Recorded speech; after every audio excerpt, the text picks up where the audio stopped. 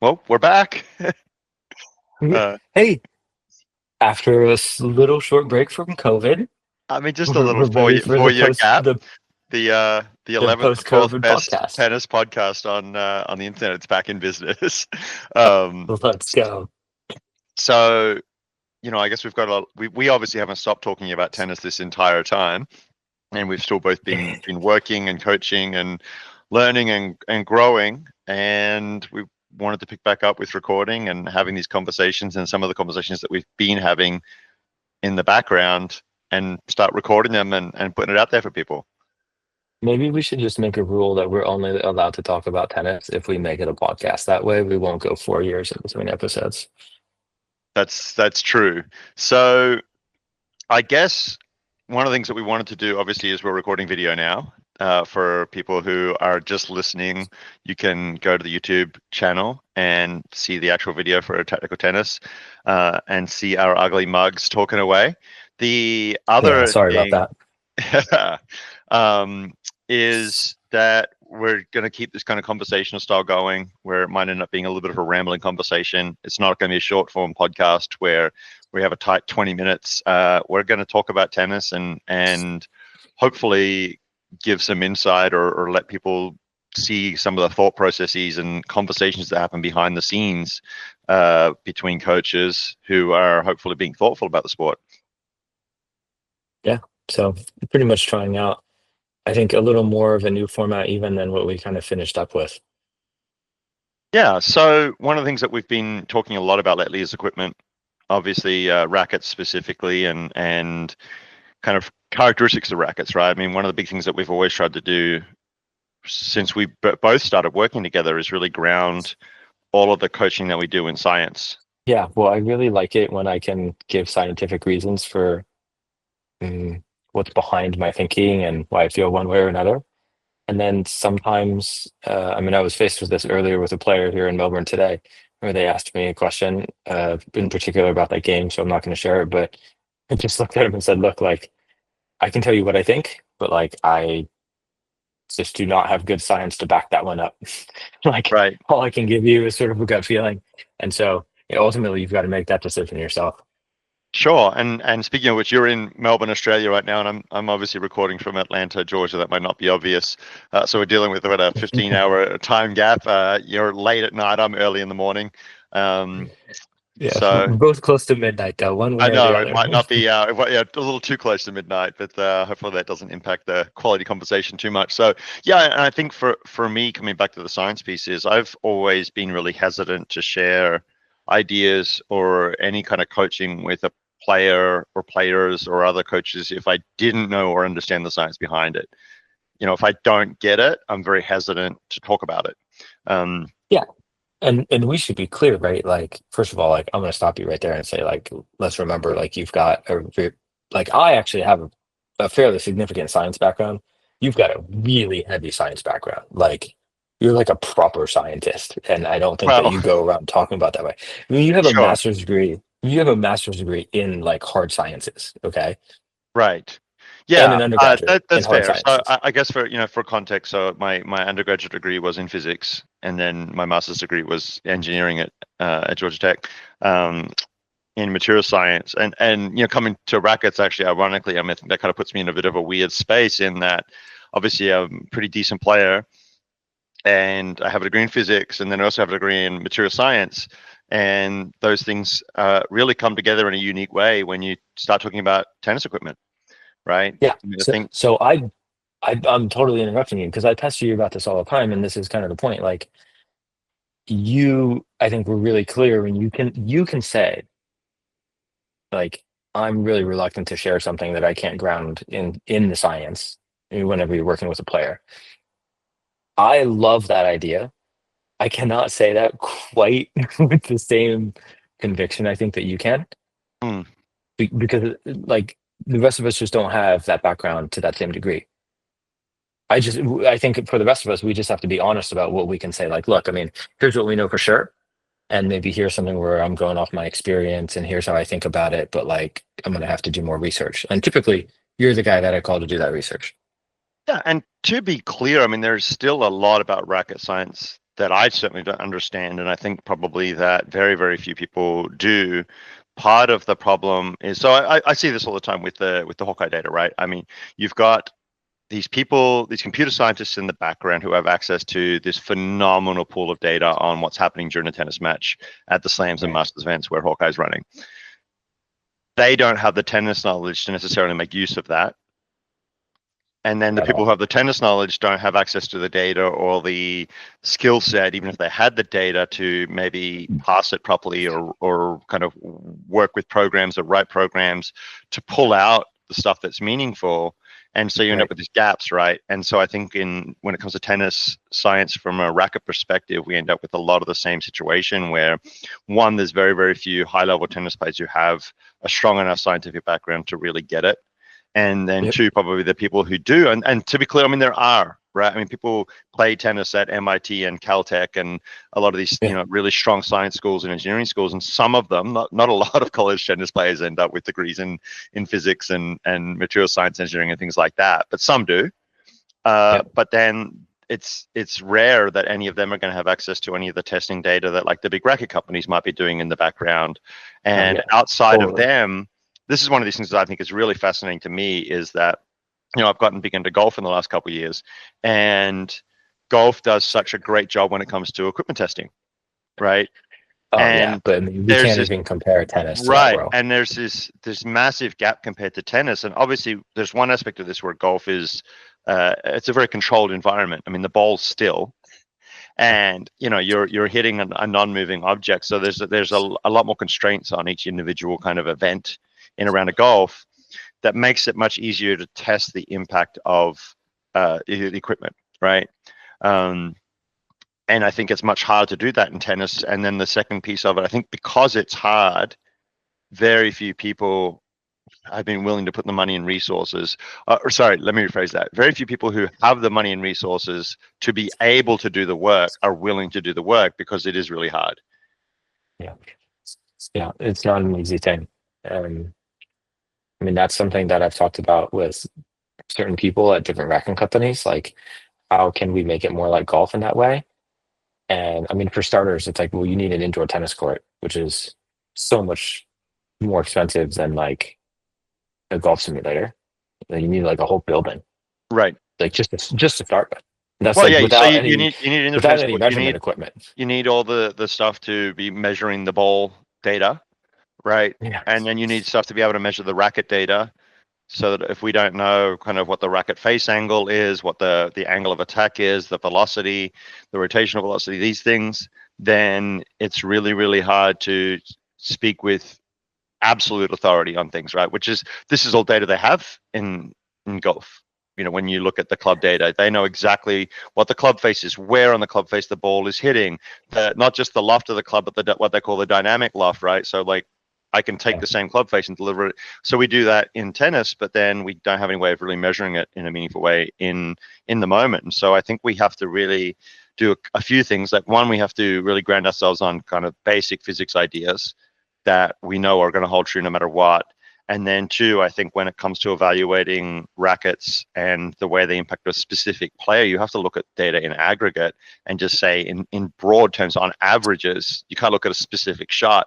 It has to be over 100 forehands, 1,000 forehands in a variety of situations. And I think almost talk in terms of buckets too. It's like, okay, so what's the best racket for your stock boilerplate shoulder to waist high forehand when you're reasonably stable is not going to be the best racket for the on the run ball above the shoulder where you're outside the doubles alley. Uh, Hmm. they're not going to be the same thing, right? There's no world in which those are the same. You have the Okay. same Okay. perfect racket. So back up. So back up. And so I'm just gonna jump all over the place here, but that's fine. So like in golf, I've got what 13 clubs in my bag. 14, 13 if you don't count the putter, right? I mean, 14 clubs that you're really going to swing and hit the ball I'm with. not good enough for golf to know the right way to think about this. But so the point is like I've got different clubs that are supposed to be Have for different different things. Like purposes. I don't Yeah, absolutely. yeah, it's like a very particular thing to go out and play around the golf with like just one club. That's like some kind of weird like, you know, TikTok challenge or something. Um in tennis we just get one racket, right? Like I'm not able to hit different shots with different rackets. But when you say like the best racket for me to hit that's sort of like neutral forehand that's like waist high or whatever, compared to like the one that's like over my shoulder on the run. I- Like, how is that necessarily true? Like you're saying it as like this is obviously by physics, this is not going to be the same. Like it's not going to be true that the same racket is going to be best for those two shots. But immediately, like my gut goes to like, oh well, I have like my favorite racket, for blah blah blah, and I can hit both of Sure. those shots. Like, so just get me on the same page as you. Like, how is that not by necessity the same thing? Right. So when and I guess really we have to zoom out here a little bit and talk a little bit about the physics of a racket hitting a tennis ball, right? Um, when we look at a racket and its interaction with a tennis ball, if we're gonna like, let's just start with power and the essentially like the exit velocity or exit energy of the ball is maybe a better way to talk about this, right? I mean, the ball's got a certain amount of Mhm. energy in it. The more energy, that energy can either be rotational energy or it can be kinetic energy, movement energy, which is the velocity. So it's spin and velocity. Those two things combined, Okay. I could that close to midnight's catching up with you a little bit. Those two Yeah, things combined are gonna I'm going to the Novak dates over here, by the way, just nice. so you're aware. Those two things combined are going to determine the amount of energy that's in the ball, right? And the higher the energy in the ball, the better quality of shot that we have potentially hitting.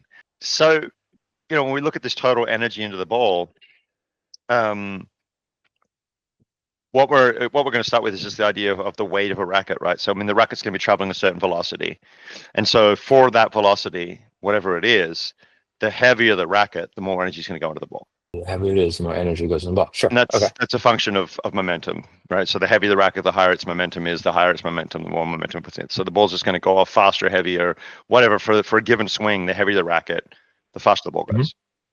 Hmm. So just from that concept alone, we've got and if you really want to dive into the science of this, a good starting point is this book, Technical Tennis.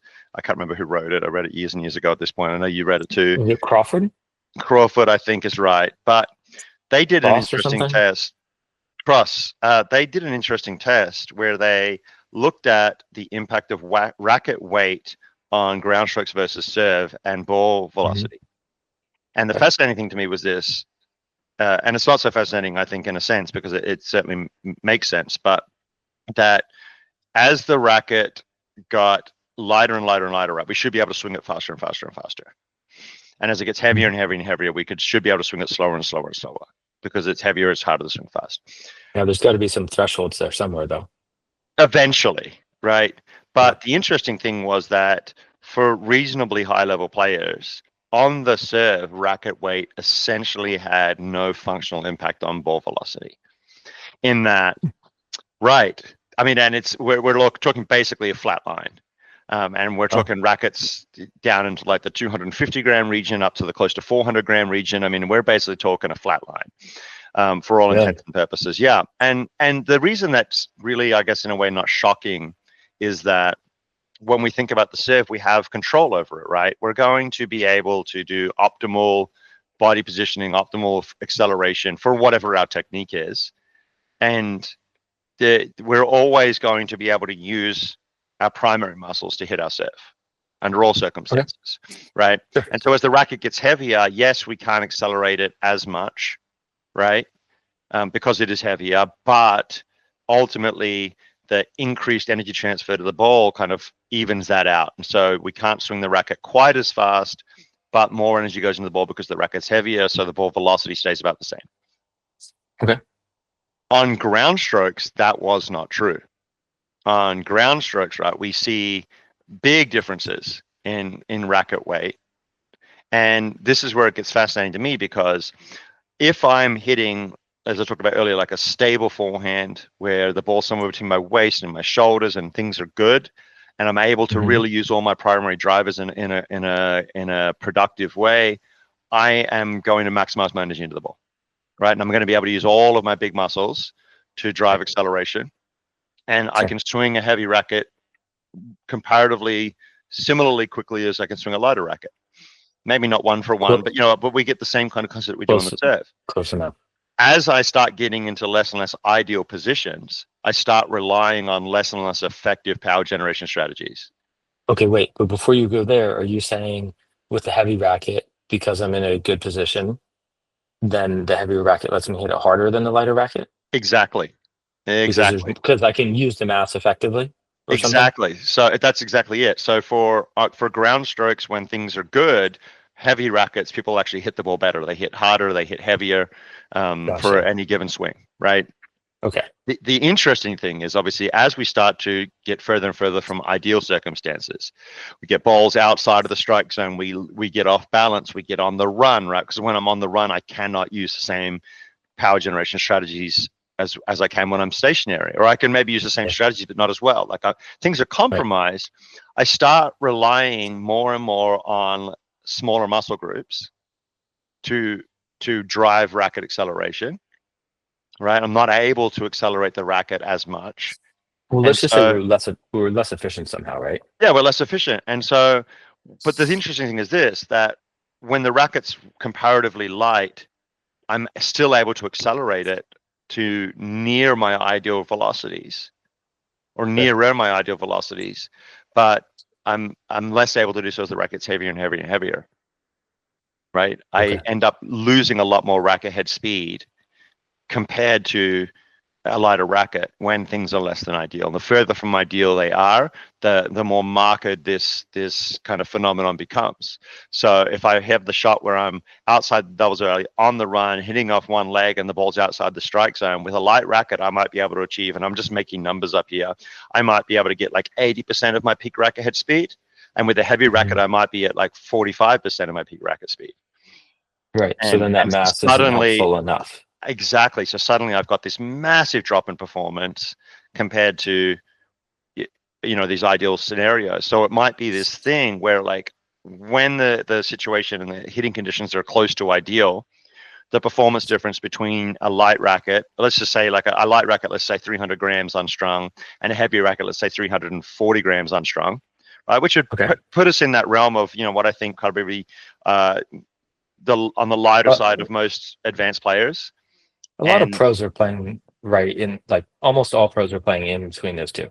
yeah, absolutely. But in the old days, we used to see a lot more on the heavy, really heavy side, Yeah. and these days we see more players kind of on the lighter side. I know we talk about that all Do day. you, do you, Um, do you remember how heavy I was for a you were at while? like 380, and it was a joke. I was at 400 at one That's point yeah. So with a 90.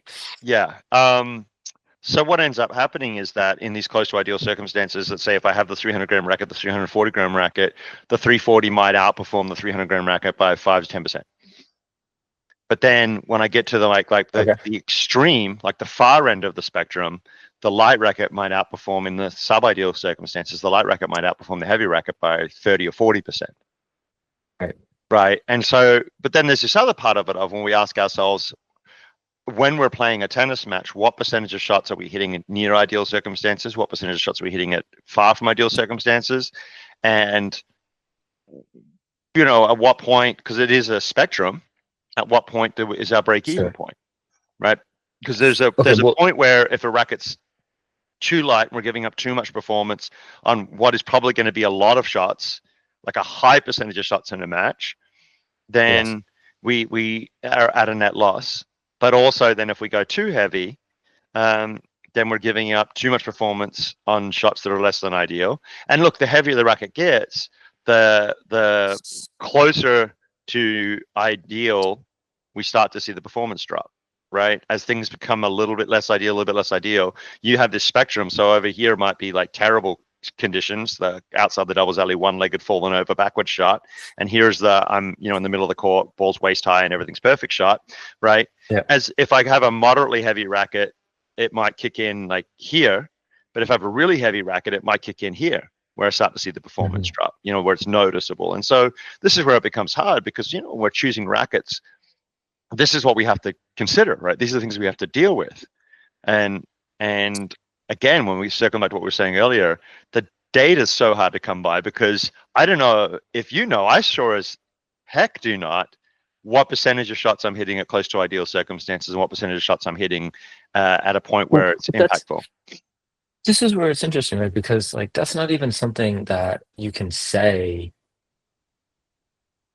I mean, I don't know that you can have an accurate number for that. Like you can only say, well, here's what it was for that match, or here's what it was for that week, or here's what it was for that Right. period of time, Well, that's right? what I talk about But it's the aggregate piece, right? I mean, I think you would look at maybe like 5 or 10 matches because look, if you're trying to make a living as a professional tennis player, or even if you're not and you're playing amateur tennis, your goal is to win the biggest number of matches possible, right? You're not going to have a different racket for different matches, different opponents. that would be That's all. not. Okay, that would be awesome. I Like, why know, has nobody, right? why has nobody thought of that? I think I actually had a friend who tried that. Like, he would just play, like, he always played with a Fed racket, and he would play with like three completely different generation Fed rackets, depending on who he was On playing. who he's playing, yeah. So it's like, oh, I've got I don't think it worked out really well I'm for him. playing Rafa today, so let me grab this stick, and then it's like, okay, I'm playing Yeah, Novak. like, Let me, yeah, that's going to go great. So this is one of these struggles that we have. If you're an amateur player, and you're trying to pick a racket, right?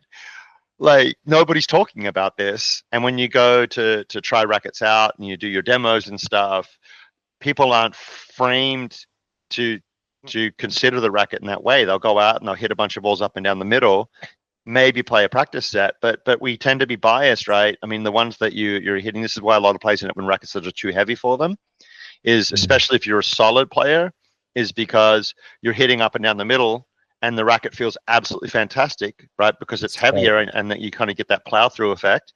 And then similarly, I think for players who maybe don't have well developed technique yet, they end up with rackets that are way too light for them, right? Because Right. they're able to accelerate this light racket using really poor power generation I think strategies, and so they so. they feel the impact of it, right? Whereas the heavy racket, ironically, I think heavy rackets are great for development because they force you into better positions. They force you to kind of develop better power generation kind of movement patterns So as a general so rule. this is a really interesting one, actually. I don't think you know this, but I've talked to you some about one of my friends, Brian Smith. He's got an academy, I think, in Indianapolis somewhere. I haven't been there. My bad, Brian. Sorry. But he was sitting in the coach's box just a few hours ago tonight while Novak Djokovic was playing his first round match against one of his students, Nishesh. Nishesh also went to Stanford, smart guy, probably can actually understand physics, which I need to have a conversation with him about. But Brian has all of his students start with like Prince original graphites or Mm, like old school like head prestiges. So yeah, Nishesh is this like 19-year-old Indian kid that can't weigh more than like a buck 50. And sorry if that's an underestimate, but I mean the guy's just not a big guy. He wouldn't argue that like he's a big strong guy. Like he's yeah, still very young and very developing. And he's out there going toe to toe with Novak, won the first set, and he's playing with like an old prestige that probably is like 20 grams too heavy for him, at least, because he's way underdeveloped in size. But I've seen it consistently because this coach has developed at least half a dozen All Americans that I know of. And he does it all, like giving these kids rackets that are supposed to be like way too heavy. In theory, all the other coaches I think he's crazy, but he's just like, hey, like all my guys learn good solid technique, and then we yeah. switch them to lighter rackets when they become like 15, 16 years old, or sometimes even later. But it's like he basically doesn't switch them until he thinks that your technique is going to be stable and like you're going to not hurt yourself, really quickly playing tennis with a what he thinks of as a more advanced racket. Yeah, that's a I think a really great way to think about it, and you can almost think about like a racket for development versus a racket for performance, and they're not going to necessarily be the same thing.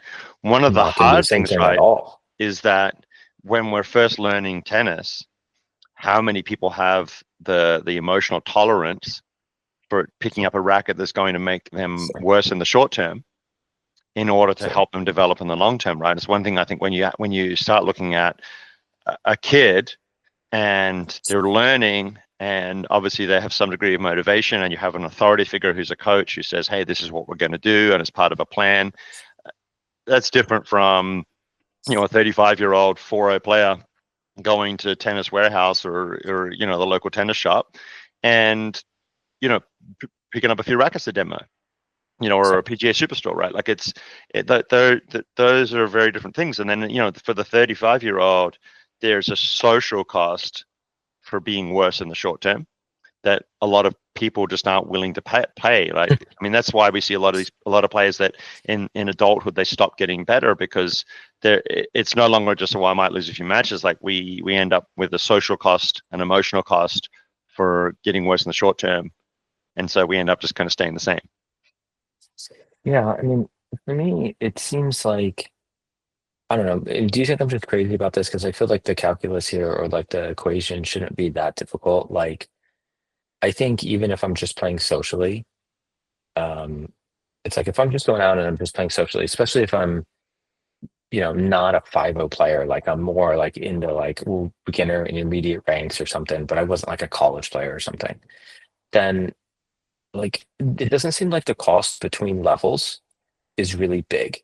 Like if I'm gonna say Well, be like like I yeah, but this it is why I'm depends. asking if I'm crazy. Because like No, if no. am Well, I I gonna think it be a depends entirely why you're playing tennis. Because here's the thing that I have seen that there is a massive social cost sometimes for getting better, which is I no longer belong on the team that I used to belong on, which I joined because I yes, was playing with all my friends, and it's my neighborhood yes, club, and suddenly I'm too good for that team. Now yeah. what? Right now, Well I now I get all my friends and you subscribe to the podcast and everybody goes out and gets yes, heavy because rackets and everybody's going to listen to the we all podcast get better and together. We it all gets get so better much better together. that they have to change teams. But I mean, but like But there's a really meaningful social cost of getting better sometimes too, and that can be, uh, a big detriment to improving. And so, but I yeah, think here's the other part of it, right? If you're the kind of person who's going to sit down and listen to a 2 hour rambling podcast about tennis, you probably want to get better, or you just find us entertaining for you some reason. you don't think it's because It's I'm the so pretty? moneymaker. Yeah. Sure. You look very pretty, Jacob. Um, you're the prettiest Yeah. girl at the ball. So No, but in all seriousness, right? Like I think my point isn't like, oh, I don't understand why people won't make those decisions. I think for the most part they're not informed and they don't really get to make they're not making informed decisions, so I'm not making judgments about anybody out there. Like I wasn't oh, making informed decisions, right?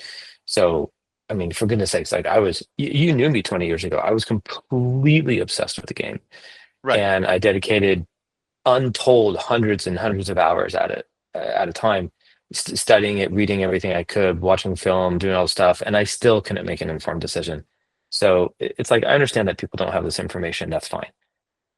My proposal, my sort of theory is like I think basically beginner players generally, almost universally, would be better off with rackets that are going to be heavier for them and help them get the feedback of like, hey, like when I'm out of position or I'm off balance or I'm getting to some of these balls that are going to be technically more difficult to hit, like to me, the heavier racket helps you learn, like, okay, well, that's not a good way to do it. Like your Right. body's not going to be able to accelerate anything that way.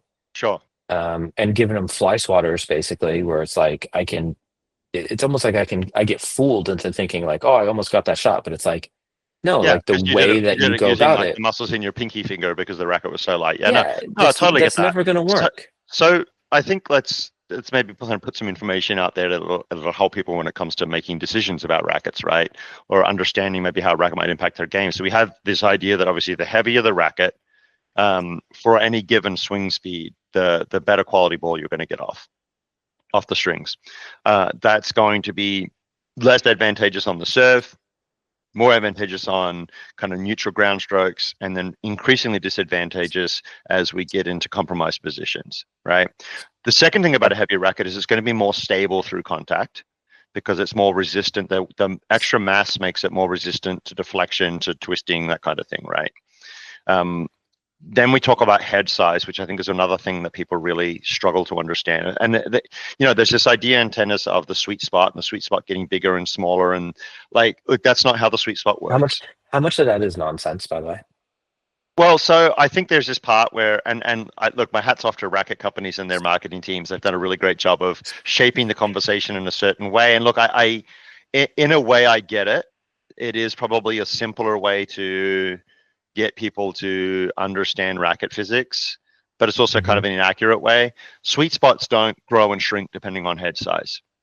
All right, the sweet Isn't the spot sweet is spot just a point? it is literally a point on the frame. So if you look at kind of if I look at a racket and kind of the center of the racket face, the line running Yeah. down the center of the racket face, right? That's going to be an axis of rotation. And the sweet spot is always going to be somewhere on that line for a racket that doesn't have weight more on one side than the other, right? Okay. Sure. And then we have vibrational nodes where, if I hit the ball on the strings, the racket's going to vibrate, right? And we have like these vibrational nodes that there's actually several of them up and down the racket, but it doesn't matter if it's not on the string bed. And so for the average kind of racket shape, we end up with one of the vibrational nodes that ends up being just a little bit kind of near center of the racket, just a hair below, I think it is, and that's the sweet spot, the point. Now, what ends up happening is when I hit the ball off center, that puts a twisting force on the frame, right? So I'm here, I hit the ball here, the racket wants to turn this way. You look like you have a Can I question. back up? Yeah, I Yeah. do. And it's like video is great because I'm like, I can raise my hand. Um, I thought is the sweet spot the same thing as the most powerful part of the racket? No, this most actually. So as we go lower and lower on the racket face to a point, power keeps increasing. And so when we hit that ground stroke that just kind of flies on us, that we've hit that really low on the face. So if you look at, like, if this is the throat, the top bottom of the racket, like the spot just kind of a little bit above that, maybe 2 inches in, that's the most powerful spot on the face. But we don't want to hit it there, right? Does it, So in that region, we have this massive power variation, right? So if I hit here, it's really powerful.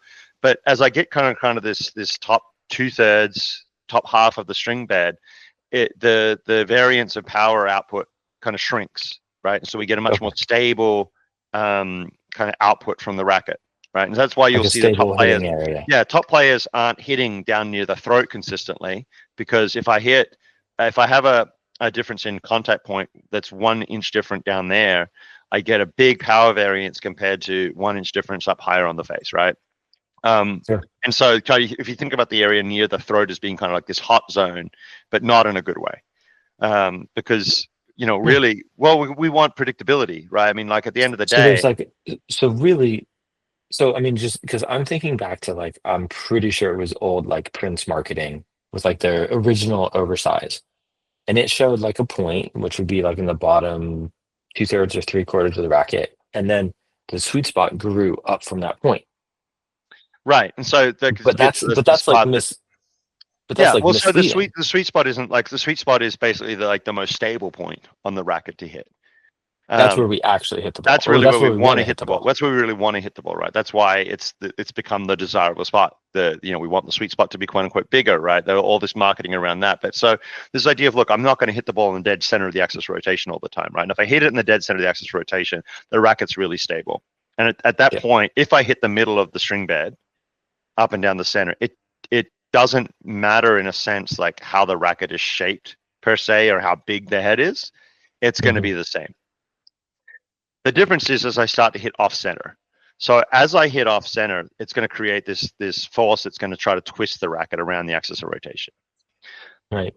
The That's tough. further the mass of the racket is from the axis of rotation, the more stable, the more resistant the racket is to twisting. So Okay. this is why as the head gets bigger and bigger and bigger, the racket is more resistant to twisting, right? So it becomes more quote unquote rotationally stable.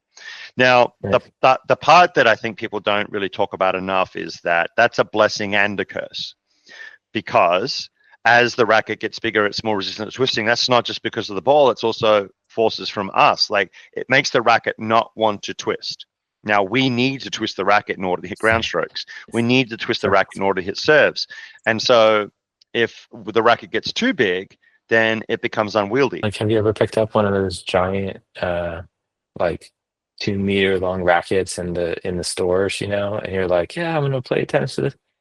But it's like a Right. small version of that, right? Where it's Yeah, yeah. like, And so obviously we know that once we get up to a certain point, it stops being helpful, or it starts hurting more than it helps. Similar right, to the question about mass, right? There's this question of, well, at what point does it become ideal? And this is one of these things that I think is really interesting, is that high level players almost always hit the ball really close to the center of rotation, like at or very close to the center of rotation.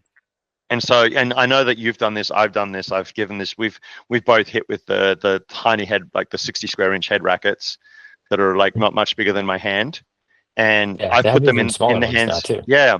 So I put those in the hands of players who are like good players who've never hit with one before, and they're like, Right. "Oh my god, I'm going to shank everything," and they don't. They just, I mean, they can just hit normal because they're Yeah. almost always hitting the center of the string bed, or at least kind of very very close to their sweet spot.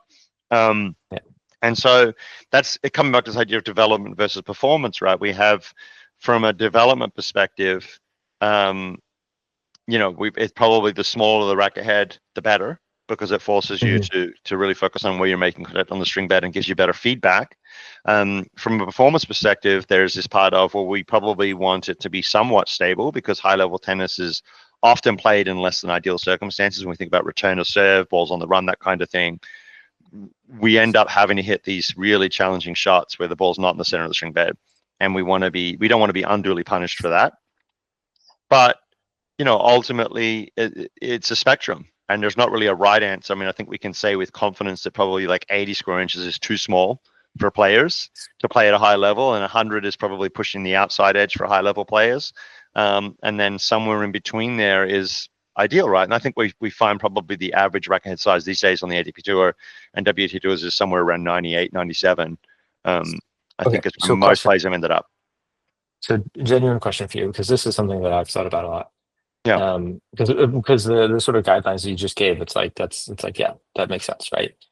But then I wonder, like, well, what about some of these outliers?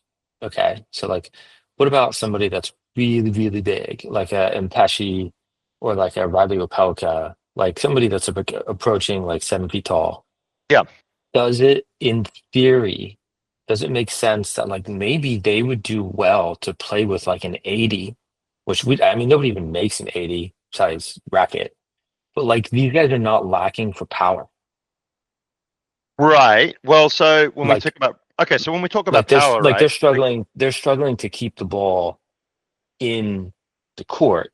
Yeah. So like an So extra 10% or something from a heavier racket. It's like, does it make sense for them to play with a fly swatter if they're like, yeah, well, I lose like a lot of power, but it doesn't matter because I'm still hitting aces. right. So I guess let's talk a little bit about power and rackets, and what really makes a difference, right? So we've got the mass piece, and then we've got the stiffness piece. And when it comes to actual power in the racket, those are the two pieces that matter. Okay. Is stiffness and mass, right? And so the heavier the racket, the quote unquote more powerful it is for ideal circumstances. And then the stiffer Sure. the racket, the more powerful it is, right? Because we're going to have a certain, I mean, the ball hits the racket's going to deflect a certain amount, assuming the ball's coming this way. It deflects and then it's going to rebound.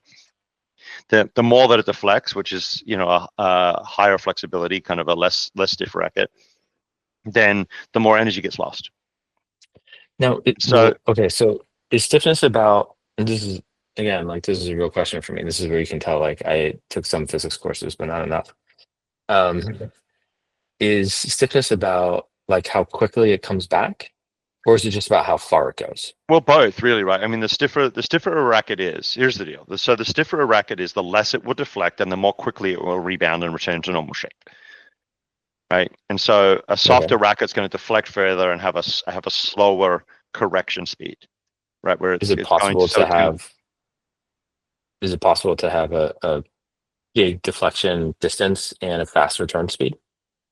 if we get really creative with mixing materials and racket geometries, I mean, look, yeah, we can play around with stuff, right? I mean, what you can do is shape kind of higher flex points in a frame. But I think Okay. there's always going to be a rebound cost, right? I mean, like the same thing that allows it to deflect more in a general sense is going to be the same thing that makes it kind of rebound Come more back. slowly, Okay. right? So they're And pretty much so, going to be correlated. yeah, there's going to be a strong correlation. Now, one of the interesting things is like we have different ways that we can play around with the stiffness of a frame. And so all modern rackets have graphite as their base material, right? Yep. And that's where we it's funny because I mean I've been preaching this for a long, long, long time now. That I mean, functionally, rackets are not, the actual rackets aren't really any better than they were, in 1981, when 1980 when the original Yep. Prince Graphite came out, right? When Yep. we haven't had a genuine like quote unquote breakthrough in racket science since the early 1980s. Prince Um, graphite. since graphite came on the scene, right? What we Is it have, really 1980? Why did I think it was like yeah, 1987? no, actually, it was like 79, I think, was when the first graphite rackets came on the scene. That's And that's a wild. whole interesting story about like aerospace and all this other stuff, right? But essentially, like late 70s, very, very late 70s, we get our first graphite rackets popping up functionally in the market. And, around 1980, we had the original Prince graphite. We haven't had a meaningful breakthrough in racket technology since. String technology is a completely different conversation.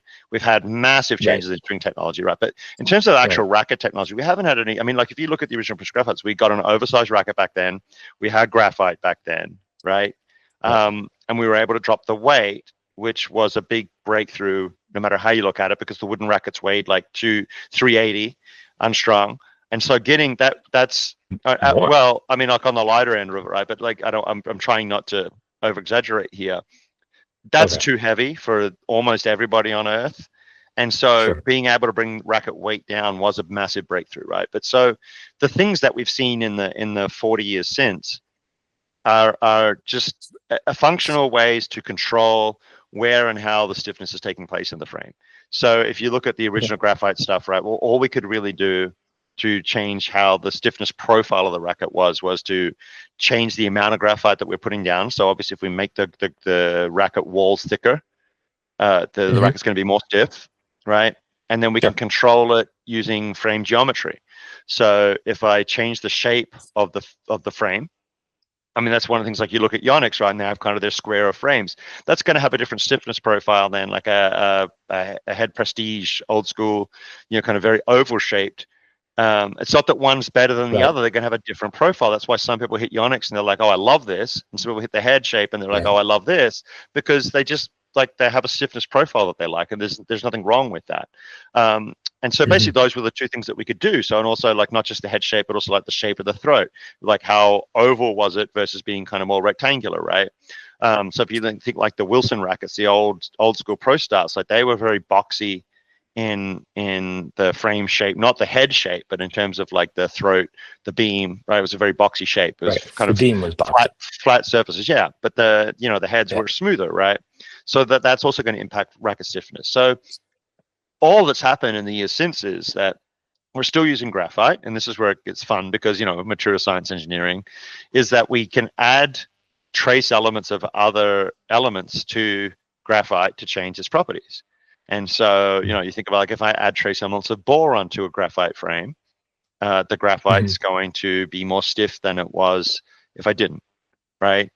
And Okay. so and the amount of boron that I add is going to change kind of how the material behaves. And so we can do this game where we just add like little trace elements of certain elements to graphite to change its properties, but you're not taking it and turning it into a completely different material. We're just changing kind of how Right. it's going to behave marginally. And so we're not talking about, well, I added boron and now my racket's 70% more powerful. It's like, well, I added That'd be boron sweet. and now for this mass, my racket is, like 3% stiffer, and that's not insignificant. But a 3% increase in stiffness doesn't mean a 3% increase in power, right? I mean, you're looking at a fraction of a percent increase in power for that increase in stiffness. And so Only a fraction of a percent. only a fraction of a percent. I mean, like if I increase the stiffness by 3%, the trickle down impact on power is going to be less than 1%, right? Like it's going to be a fraction of 1%. Right. And so, this is where it just gets interesting, because you can mix and match all these properties, but it's like this part of, okay, so that means that I can functionally with adding something like boron to a frame, I can functionally make a lighter racket stiffer than I could have Hmm. otherwise, because it used to be outside. Once I played all the games I can play with frame geometries to get maximized stiffness, at that point all I can really do is just start adding more and more graphite to increase stiffness, right? Which increases mass. So now I can add boron so I can keep the racket light and make it stiff for a given frame geometry. Um, but most players' rackets are heavy. Most like serious players' rackets are somewhere well over 300 grams. I mean, certainly, I think most pro players on the men's side are playing somewhere between 305 and 340. And probably most of them Yeah. kind of in that 320 to 330 range unstrung. And just for probably future reference, almost always when we talk about racket weights, we're talking about unstrung racket weights. Always Um, sunshine. and Because the different women's strings weigh tour, different amounts. yeah. So on the women's tour, it's probably somewhere in that kind of 290 to 315, 320 range, depending on the player. And so, at that point, look, we are just playing games with stiffness, and it's a lot of it comes down to player feel. and player preference rather than actual performance. So like when Wilson started adding stuff to the graphite, I stopped playing with Wilson rackets, and it's not because Wilson puts out a bad product. It's because I didn't like the way that the graphite felt with the boron added. I used to play with the pro staffs, and whatever the smallest head size that they would make, I would buy and play with, and that was my racket. And once they started adding the boron, the racket felt to me really dead, and I didn't like it anymore. And some people Right. loved it because it felt really stable to them. And so Right. that's how player preference kind of really impacts things, right? I mean, it's not necessarily that the racket's going to perform particularly differently. It's that for me, the racket started to feel dead, whereas for another player, it started to feel more stable. Neither of us is right or wrong. It's just about preference at that point, you know? Well, I mean, you both you both felt what you felt. So the Yeah, point but is, see, it's not. the interesting part of it is, right, I stopped playing with them because I didn't like the way it felt, because it felt more dead to me. Somebody probably Right. switched to it because it felt more stable. Neither of those is actually saying anything about what our performance with that racket was, Right. right? Because it might have been that even though I didn't like the feel of it, I was a better player with the boron added and the slightly stiffer frame. I don't know, who knows? How There's no often way of saying. how often do you think you see a player and they try different rackets and you think like, hey, like you're at your best with this thing that you don't like? That's a really good question. I think that I don't often see players go through racket changes a lot. Um, I do think that I've seen players in recent years move to rackets that maybe weren't ideal just because they liked the way it felt, Mm. right? And that's the part where I think a lot of like intermediate to advanced players end up with rackets that are too heavy for them because it feels great on the waist high ball. On that, yeah, Yeah, exactly. and then also sometimes I think there's that part of maybe a lot of times players also don't necessarily understand how to manage the string situation, where Mhm. they might string two rackets exactly the same way, and those two string jobs are going to feel very different in the two rackets, right? And so it might be that I could create the similar kind of feeling that, so maybe I'll stick with the Wilson analogy. So I switch to the boron racket, and I don't like the way that it feels. It feels very dead to me. I can move to maybe a slightly more lively feeling string and offset Yeah. that, or I might play around with tension slightly to offset that, and maybe I go a little bit softer with the tension. There's things that we can do, but a lot of times what players do is they get their two rackets they like, that they want to maybe buy, Right. and they put the same string job in both of them, and they go out and they hit, and then they say, okay, well, I like Right. this one better, and it's like, well, maybe that's better, maybe Yes it's and not, but it feels yes better, and and no. and yeah, and I think, look, the reality is probably most of the time for most players, if they're stuck between two rackets and they can't make up their mind, it's probably because the rackets are pretty bloody similar. And at that point, you might be talking about a couple of grams or a little bit of stiffness, or slightly different. And not even that one's more stiff than the other, but maybe like where it flexes is a little bit different, like the flex point in the frame's a little different, like the profile's a little different, and they just prefer one over the other. And the performance impact on their actual game might be, a 1% thing or a fraction of a percent thing. And at that point, does it really matter? Probably not, right? You're not making a living from it. Um, and so if you like what you like, and if it feels better and you go out and you play with more confidence because of that, then hey, more power to you. That's a good thing. But at least people should know what they can make decisions based on, right? Because I mean, to some degree, then if you're between two rackets and it's like, well, I can't tell like which one feels whatever, and they weigh the same, and Yeah, like if the especially if the it really is profiles just are similar, preference. It's just preference you at that might just point. pick up based on the color then. Yeah, or price, or exactly. Well, I like really, how right? I went to color and you went to price. Yeah. Well, look, That's funny. I have absolutely steered people to the discount racket tennis warehouse and the previous year's models. Um, at a Yeah, certain why point, not? once you get within a frame of specs on a racket, like once we get within a couple grams and a couple points of stiffness for a given frame geometry, it's six of one, half dozen of the other, right? I mean, it's just going to be a Hmm. mild preference at that point. Um, and so, pick your poison. Right. You Dude, know, you're right. yeah, and I think like the other piece that's interesting is the injury piece, right? In terms of I think we both would agree that for some people's technique, there is such a thing as a racket that's too heavy, right? That's going to maybe promote Yeah, their or increase their chances of injury. I I think we think so. both have alignment on that.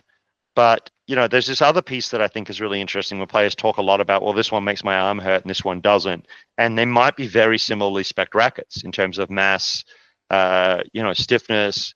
And that's where I think we kind of end up in this really interesting realm of what causes a racket to cause pain for a player and another one to not when they're very similar rackets on the surface of it, right? And I have this idea about it, kind of being related to vibration and vibrational frequency and specific, I think, kind of types of injury in terms of maybe like soft tissue, that kind of thing. And I know this is a little bit more your realm when we start talking about the injury piece. Um, but that's where also it gets to me of, well, it's not necessarily that one racket's better than another. I could give, like, we if we talk about people who suddenly get arm pain with one racket, not another, Yeah. if we take 5 people that fit that and I give them the same 2 rackets, it's probably a toss up where half of them get arm pain with one and half of them get arm pain with the other. And there's no Yeah. rhyme, doesn't seem to be any rhyme or reason to it, but that's where it's just like the human body's a weird thing, right? And when we start thinking about kind of all of the different musculature and soft tissue and connective tissue that's involved in hitting a tennis ball, that I should say that experiences the hitting of a tennis ball in some way or another, whether even if they're not directly actively involved in the hitting, just like through force transfer, all that kind of thing. I mean, it's so complicated that certainly we can't say that anybody's right or wrong about what they feel, and I think you had this recently, right, where you hit a ball with a racket and you're like, right away my arm started hurting, and I'm like, well, that doesn't make any sense to me. But I mean, it does, right? But there's this part where it's like, okay, I believe you that your arm started to hurt, but that doesn't mean the racket's bad. It just means it's bad for you. Right. Well, and that's the thing though, right? It's like, is someone saying, well, this racket's bad for everyone? Or are Right. they just saying, well, like this happened and this is just one piece of the puzzle?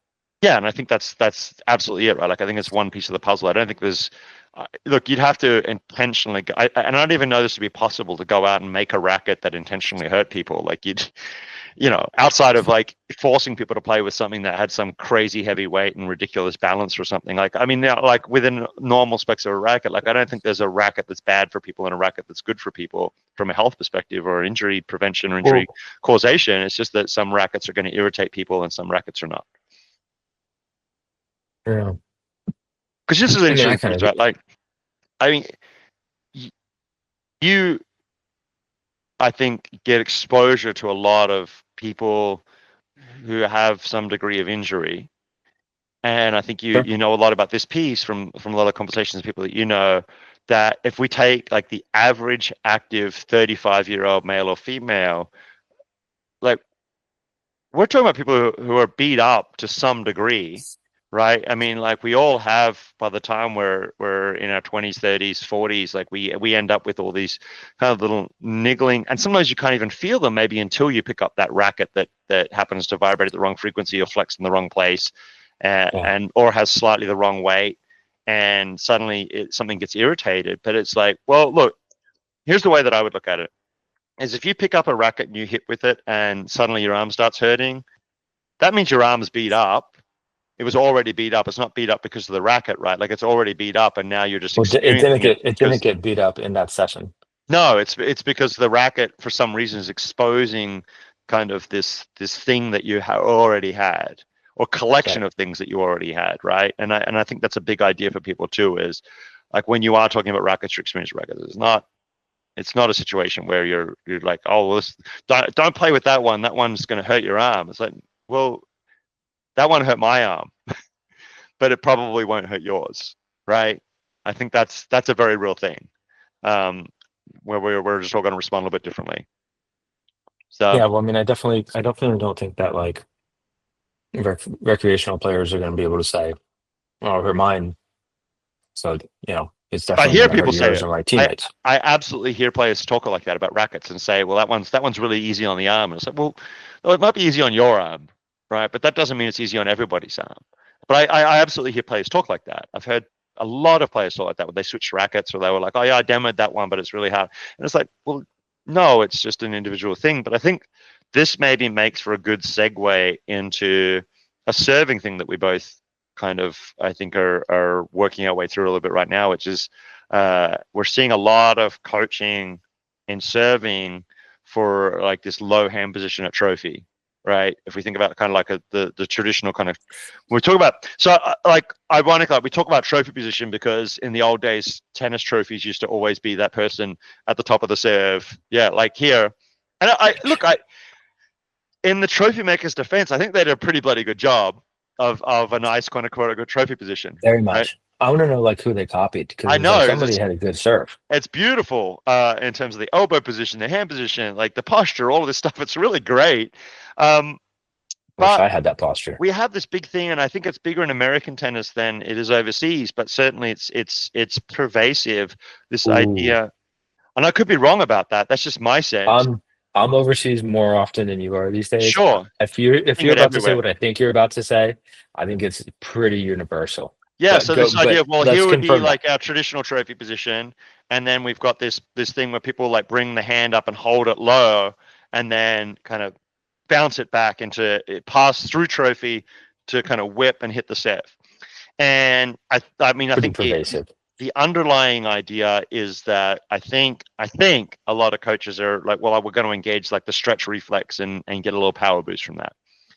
Okay, wait, first of all, because as we start this, how much of this do you think is being purposefully coached, and how much of this do you think is just people just going to it on their own? I think it's a lot of it's being purposely coached. Because to me, like I don't know. I don't even see like I do see when coaches are coaching trophy positions precisely, it stands out to me, Yeah, which tells me which tells me like of the 100 coaches that I'm exposed to on a regular basis, because that's the world that I'm in, like most of them are not coaching that precisely. It's just right. kind of like you go through it. It's not a big deal to them. So, you know, even if it's 10, 20 guys, that's still only 20% of coaches, Right. which means, 80% of people might not be getting coached on it at all. But it's way more than like 10 or 20% of players, at Yeah. least, Well, in the professional levels that we see doing it. sure. I think that there is okay. So I think there's a couple pieces to this, right? I mean, like I think that we've seen some good servers in the past do this, Oh, no doubt. No right? doubt. And I think there's a We've part seen where good players do all kinds of stuff that's not this is ideal for the very common man. true, right? And I think there's this part where it's like, well, Andy Roddick did it, and Andy Roddick had a huge serve, so if I do it, I'm gonna have a huge serve too. Yeah. And it's not that. Here's the thing to me is it's not that it doesn't add any power, right? I think that if the sequencing's right, like yeah, there probably is a power gain there from stretch reflex. The question to me is how sustainable it is for people, and it's also when we like this idea of like, well, is it a optimal source of like, is this where I should be focusing my efforts to improve the power on myself? So, look, my take on this is I don't actually. It's not clear to me that it's a source of power.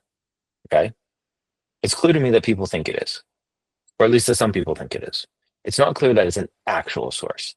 The theory goes that you're using a stretch reflex and you kind of keep this guy lower and then you accelerate into it and you get a stretch reflex and you get like an extra rebound from that, like you would doing a jump, where it's Well, I like, think well, I'm going I to use think the stretch also reflex and then jump. yes, but I think there's a second piece to this as well, which is that by kind of ballistically going into my external rotation, that Yeah. I'm going to get a little extra rotation because I'm going into it at speed, right? Like faster. And I think that's a piece as well, which is also what kind of leads us to the problem. Do you really think people are thinking about that? Yeah, I do. I haven't heard that very often. I Because haven't I heard don't it, but I do think it's a thing where people are like, "Well, I'm gonna like really like," because we go know we know the farther. external rotation is a source of power, right? We know it's an important source of power, Yeah, for sure. and we know that it's also an important source of access to better attack angles on the ball. Now, Well, yeah, you know that. and I do think that people are actually like, "Well, I'm gonna rotate further if I go into rotation faster." I don't know See, how I many, don't. but I do think some people at least are thinking that. It's interesting because I think that probably actually works against them. But I mean, look. my take on this is that they think that they think that it's a source of power, but it's more like, well, it definitely because it's a ballistic force, it changes the perception of it. Right. So it's perceived as a greater force into your body. That's real. Sure. And But soft feel that versus real doesn't thing, right? that doesn't mean, well, it's definitely perceived as a greater source force into your body because it is, but it doesn't mean that it's resulting in a greater force being imparted to the ball. Right. No, 100%. So I think that's right. I think people do this because they feel like, well, I'm serving hard because what they feel is, well, I'm trying really hard. And it's like, yeah, but you think about like hitting golf shots. It's like, well, if I hit like a really, really fantastic golf shot, it feels like Effortless. effortless. Yeah, it feels efficient. Efficiency doesn't feel like, oh man, I tried so hard and I gritted everything and I was so ballistic and Right. Well, but it's like there's also a that's just part of not it what it where feels like.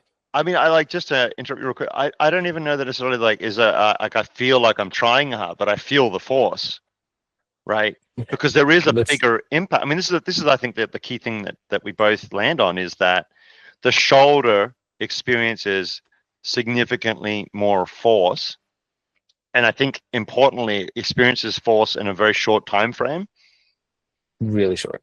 in a Yeah, way that we are going to definitely feel, and a lot of people are experiencing this power, but that's also a force on the shoulder at the end of its range of motion yeah, and that's that key. That's what I is was gonna bring. is unlikely to be healthy for most people. Right.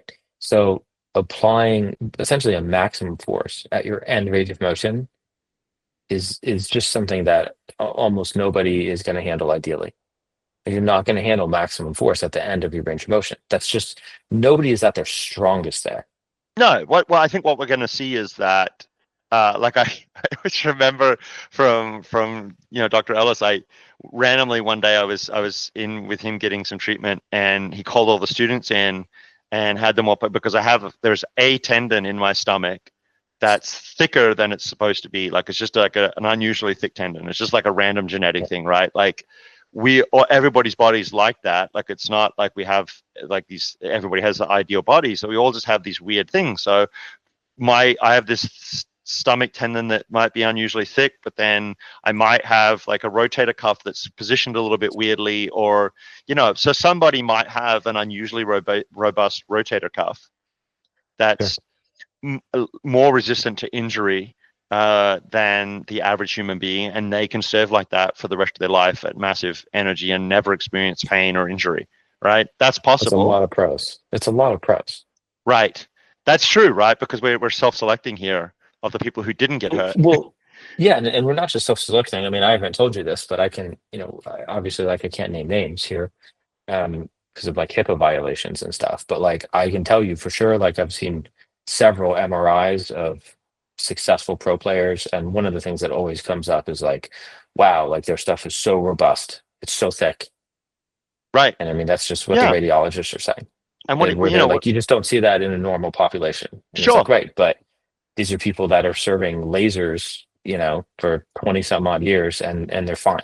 Yeah, and so that part where it's like, well, there might have been other juniors who, were using similar kind of technique who could serve at similar velocities and do all the other things, but they ended up getting hurt because they served like that, and then they didn't make it as a pro because of the Yeah, shoulder injury genetically, stuff, they just right? can't, Yeah, genetically, they can't handle it.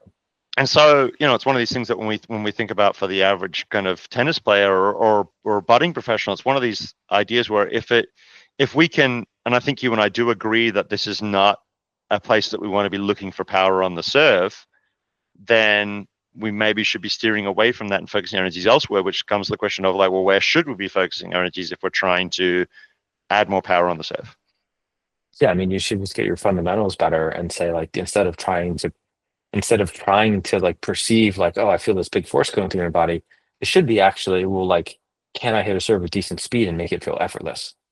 Right. And so how do we go about doing that? But for me, actually, I usually start with people in trophy position, Sure. whether I'm starting with a beginner, an intermediate rec player, or like, I mean, I've got a pro on tour right now who actually went back to serve. He's serving from trophy position, like Hmm.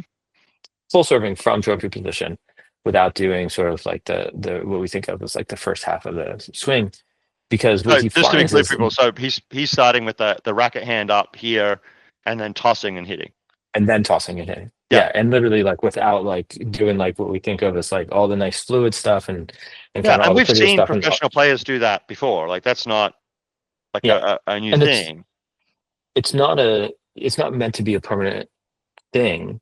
And it wasn't actually my choice. It was just we were doing drills from there. So we were starting from like let's get into a good trophy position Yeah, and drilling from there. And it was just after a few days from drilling, he was like, "Man, I'm serving literally the same speed as what I serve full matches in, but like I can serve forever now. Like I'm just not fatiguing." And yeah, he had a problem of fatiguing, and so he right. just felt like he was getting so much more efficient. And I said, "Well, that's because you're getting more efficient." And Um, I'm sure you've experienced, because I've certainly experienced this with players where, I often have people serve out a trophy just as a development tool, no matter how good their serve is. And yeah, sometimes it's just as a touch base, right, to keep that technique clean. But when I've had players serve out a trophy, I've had a lot of players that suddenly start serving with more power, starting from a trophy with the hand high and taking yeah, out the first half of the swing. And to be clear to people, that's not to say that everybody should be serving out a trophy or the first part of the swing doesn't serve any purpose, right? no, no, no, I The wouldn't say that point, at but all. I think the point of the early part of the swing should be to get us to a good trophy position, right? Essentially, yeah. I mean, And that's that I think is of it's like getting this is some where degree of rotation, getting the hand into the right position, kind of getting the toss in the right location, the tossing arm in the right location. These things that set us up to then hit the serve. And I think about the serve often in two phases. Like I'm getting ready to hit the serve, which is all the first part with this tossing and the yeah, turning and the lifting, and then I actually hit the serve, which is everything that happens after trophy or from trophy. yeah. I mean, we kind of think about it in terms of like, well, where are you accelerating from? Right. So there's a bunch of stuff that happens before you actually do any acceleration. And it's like, well, you can vary that a lot. And so to really simplify it, it's well, you just go to that position and it's like, okay, well, here's where kind of all my force production actually starts from. Right. The other stuff is really to set me up. And and so we start from that, and then we start. I mean, you kind of mentioned it. It's like we want bigger rotations. We want essentially a longer swing. So we look at where the shoulder turn is, and like how much the torso is turning, and how much rotation are we getting. And then we start to add legs after that. So I mean, really, the first thing we do basically is go trophy, and then we start to learn how to rotate Mm, and to see if we can identify any problems there. And we want to find like basically where do we feel like our limitations are on where can we rotate effectively, hmm. because also that's different from for everybody. I mean, I've got one guy that's hypermobile, one guy that's 6'5", and one guy that's strong as an ox, and like they're all hitting different positions and different amounts of rotation. They're all great servers, but and I mean like really world class servers, like not just like Just kind you, of you okay like at it. you're a great server, but these are like, I mean, these Yeah. are some of the best guys in the world. So like, um, yeah, I mean, we kind of start from the torso and rotation there, and then as we figure out where our range is going to be there, like what's their effective end range, then we start to add in legs and basically say like, okay, how tall can we be? Um, which Right. is how we think about the legs is Yeah. mostly going to be about how high up can I get my contact point? Elevation. Yeah, and I think like we've both landed on this over the years, which is, I mean, I really, if I forget about for a moment or separate out like the actual interaction with the tennis ball in terms of like, my vector through the ball, how my strings are making contact with the ball, um, Hmm. which is much more a conceptual thing about like, well, how do I generate spin? How do I impart power? The serve to me is two things, right? Like I have the jump, which I use to elevate and maximize my height of contact. And then I Yeah, have the rotation, which I use to generate power. And people are often confusing the two. They think they jump for power and they don't realize how much they're actually rotating. And I think when we talk about, well, where should I start when I want to actually add power to my serve? And it's not going to be bouncing my arm, my shoulder back into an extreme position. It's going to be, I think the first thing is shining the spotlight on the idea that I rotate for power in the air. And that's where most of the power in my serve comes from. Right. yeah. And then the addition that I would make to that is like for the legs, once we get those other things going, as we get to sort of the very latter stages of serve development, where I think of it as being really sophisticated, Google Meet really wants me to be giving a thumbs I up don't right now, by the understand way. because I had the reactions turned off, but it seems to really, yeah. Google is in control, man. It's not up to Thumbs up us. for you, Jacob. But as we get into those really high level of sophistication levels of serve development, we think a little bit as like if I can jump effectively, right? Then at my leg drive pushing me up also helps me kind of drive my torso upwards and increase that external rotation angle of my shoulders to some degree. Mhm. So they do feel like I get like maybe like a 5% or 10% or something on my power from my legs. It's just they reconstruct a new narrative for themselves where it's like really my power is going to come from hitting like a good position, having a good turn, and having this nice long swing through the ball.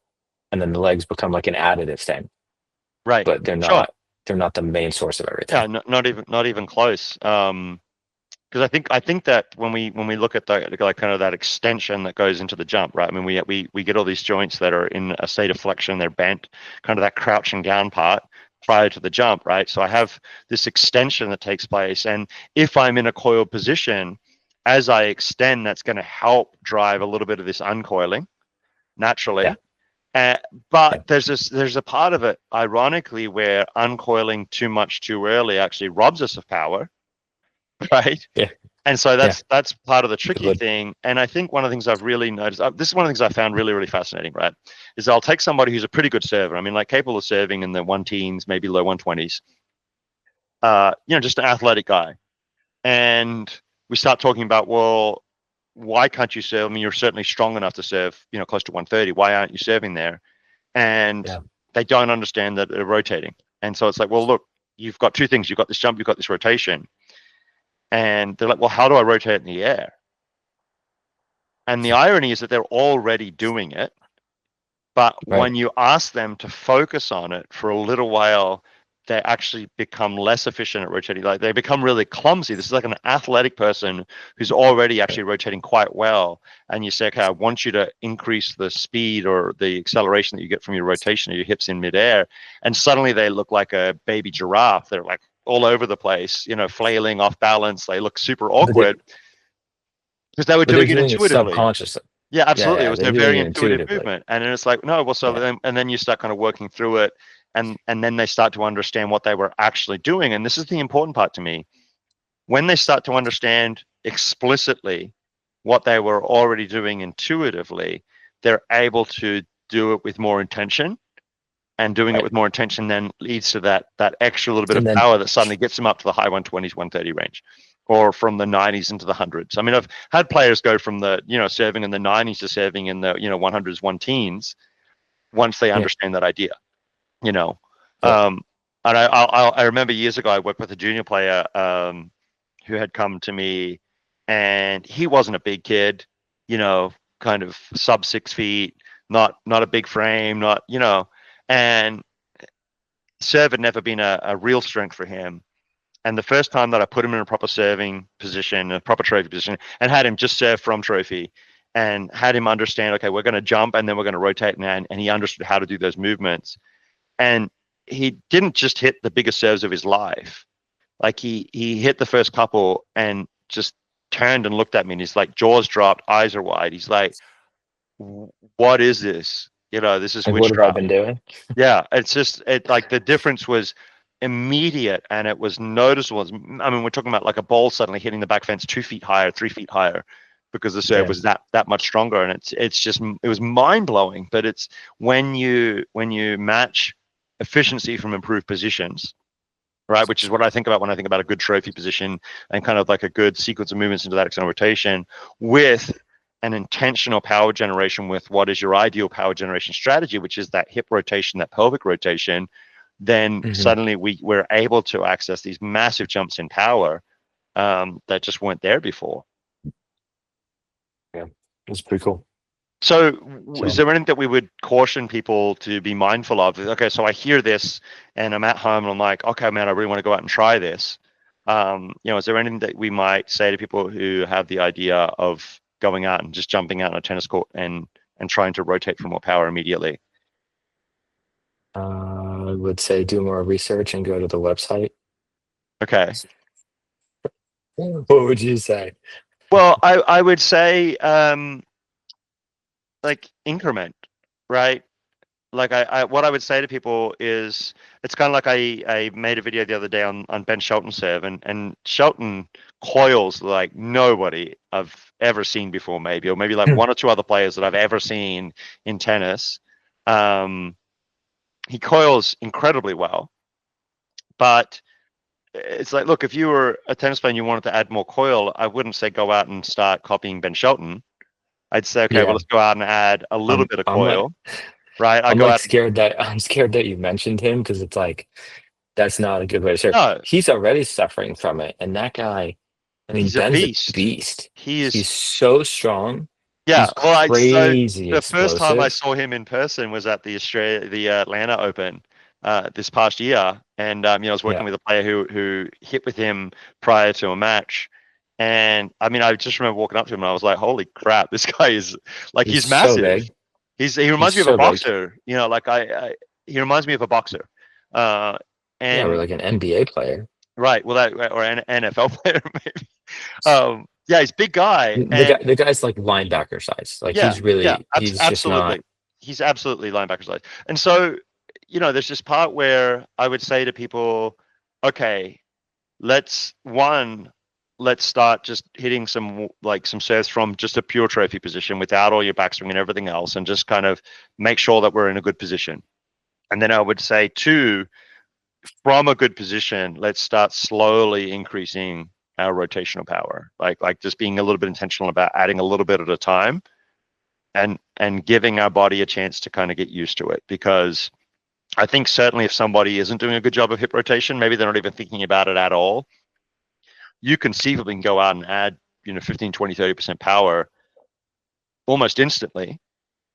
And then Right. you've got shoulder Just with tissue, better technique. yeah, like, if you think about like a Yeah. player So look, developing as a junior, it, right? Like you're going to develop improve positions over time through coaching and experience as your body grows and as you get better and better at adding power to stuff.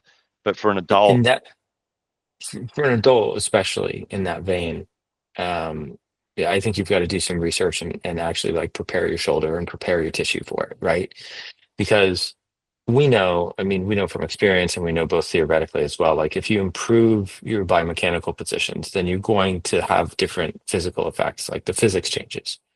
And like the physics is going to keep changing whether you want it to or not. So like if you get better positions and you get better rotation, then you're going to swing faster and you're going to get more power. right? And so just to actually prepare your body for that and not just say like, well, I'll just go out and do the tennis and I won't do anything else. That's a good recipe basically for people to get hurt.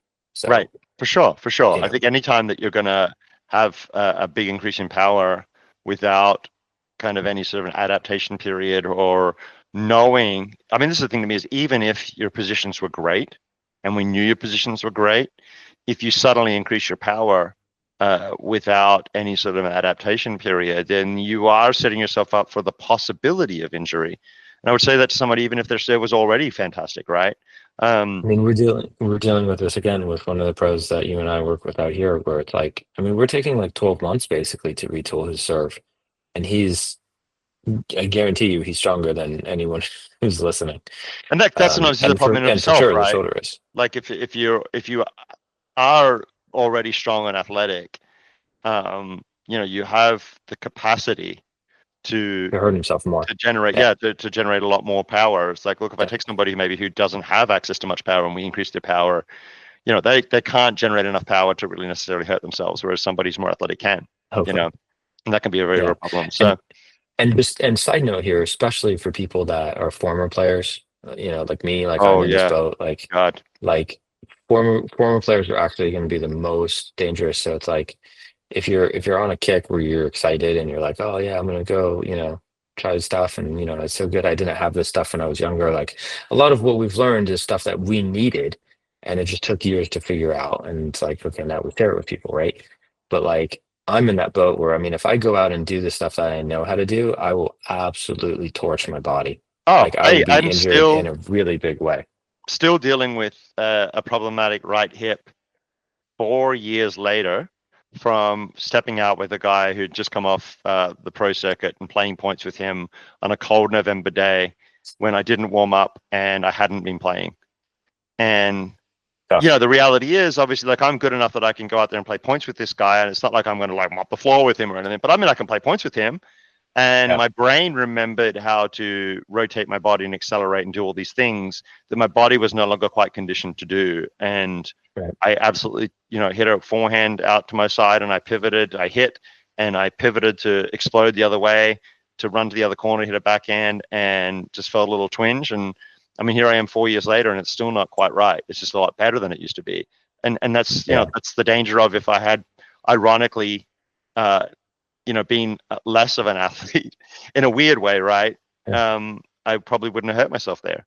Uh, Yeah. so it's like But but that's but that's real. So, yeah, take your time with it. And I mean, I think that's the big thing that I would say. And then the other thing is actually something that echoes to some of the pro players, which is, um, at least know that there are people out there that can actually give you like the full picture of things, and help you take every step along the way. So, you can afford to be measured with it, and it's smarter to be measured with it if you're really motivated. yeah, It's not, it's not like it was 30 or 40 years ago where it's like the information wasn't available. We didn't really understand what was working for one guy and, what was working for another. And, guys could only hit a forehand or a backhand. You couldn't do both and all this kind of stuff. Like, you can probably develop whatever you want to develop at this point if you're willing to invest in it and just do the work. sure. So I think take it in a measured way, accept there's going to be plateaus, accept that it's not going to happen all at once, and be smart about it and say, like, I mean, you want to be able to get out there and enjoy it. Like, the worst thing that can happen to us basically is to get hurt, and then we can't play tennis, and you know Yeah, then that's we that's get a bad sad. place to be. It's a bad place to be. Well, I guess that's probably a good stopping point for right now. If you like what you hear or didn't like what you hear, and you want to reach out and have a conversation with either of Let us, us know. yeah, you can shoot us an email. You can email me at Glenn with one N, just Glen at tacticaltennis.com, and Jacob at tacticaltennis.com. Just And one B. I would say, yeah, I'd say give us a follow on Instagram if you like the way that we talk about tennis, for sure. That's just at Tactical Tennis. You see some breakdowns of different players' strokes up there, and kind of different tactical concepts, and Yeah. you Check know, out the TikTok. yeah, and the website.